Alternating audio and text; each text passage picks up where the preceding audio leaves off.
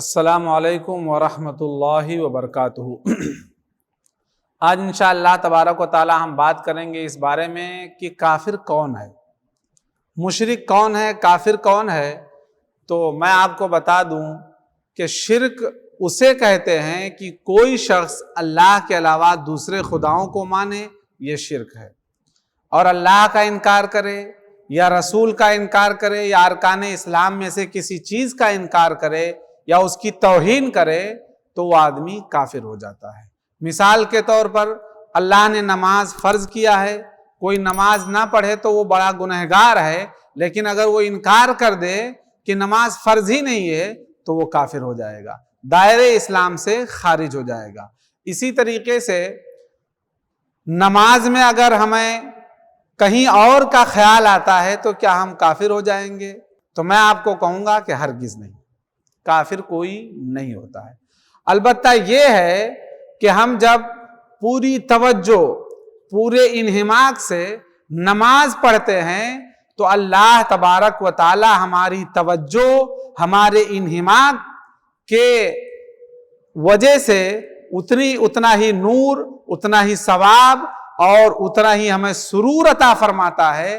لیکن اگر ہماری توجہ وہ نہیں ہو پاتی، ہمارا خشوع اور خضوع وہ نہیں ہو پاتا جو نماز میں ہونا چاہیے، کہ نماز میں آنے کا مطلب، نماز پڑھنے کا مطلب یہ ہونا چاہیے کہ ما سوی اللہ سے، یعنی اللہ کے علاوہ جو کچھ بھی ہے اس سے ہم کنارہ کر لیں۔ لیکن ہم شیطان کے بہکاوے میں، وسوسے میں آ کر کے طرح طرح سے خیال اسی وقت ہمیں آتے ہیں، تو کیا یہ خیال آنے سے کوئی انسان کافر ہو جاتا ہے؟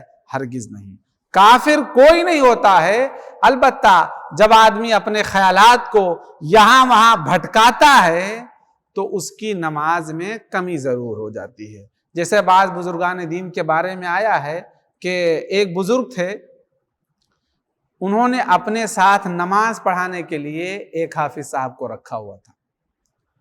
تو ایک بار کسی شہر میں گئے تو نماز جماعت سے کھڑی ہوئی، تو ایک صاحب حال شخص تھے، انہوں نے نماز کے بعد حافظ صاحب سے کہا، حافظ صاحب آپ نماز پڑھ رہے تھے کہ باغیچے میں گھوم رہے تھے؟ یعنی وہ جو شخص نماز ان کے پیچھے پڑھ رہے تھے، انہیں حافظ صاحب کے ذہن اور دل میں کیا چل رہا ہے اللہ کے حکم سے ان کے اوپر منکشف ہو رہا تھا، ظاہر ہو رہا تھا۔ تو نماز کے بعد انہوں نے یہ بات کہہ دیا۔